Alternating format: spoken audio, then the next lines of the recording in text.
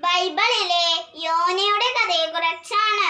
ഒരു ദിവസം അമിത്യായുടെ മകനായ യോനയുടെ മുന്നിൽ ദൈവം പ്രത്യക്ഷനായി.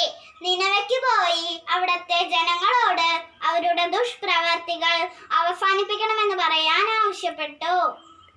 എന്നാൽ നിനവയ്ക്ക് പോകാതെ യോന തർശീശിലേക്ക് കപ്പൽ കയറി. കപ്പൽ കുറെ ദൂരം പോയപ്പോൾ കൊടുങ്കാറ്റ് ആഞ്ഞടിച്ച് കപ്പലിനെ മുങ്ങാറാക്കി.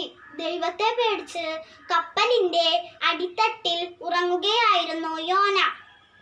കാറ്റ് അടങ്ങാതായപ്പോൾ ദൈവത്തെ എതിർത്തു പോകുകയാണ് താനെന്നും തന്നെ കടലിൽ എറിഞ്ഞാൽ കാറ്റടങ്ങുമെന്നും കപ്പലിലെ യാത്രക്കാരോട് യോന പറഞ്ഞു. എന്നാൽ ആദ്യം അവർ അതിന് തയ്യാറായില്ല.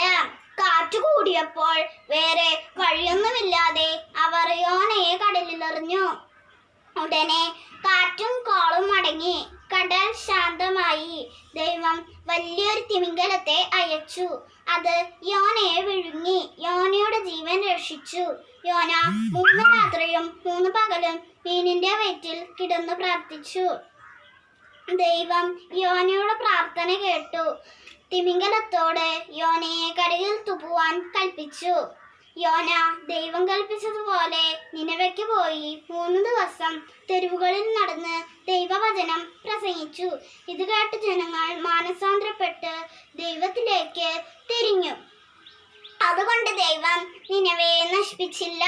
കൂട്ടുകാരെ, ദൈവത്തെ മറച്ചുകൊണ്ട് നമുക്കൊന്നും ചെയ്യുവാൻ സാധിക്കില്ല. എല്ലാം ദൈവത്തിന് മുന്നിൽ തുറന്നിരിക്കപ്പെട്ടിരിക്കുന്നു എന്ന് മനസ്സിലാക്കി നന്മയോടെ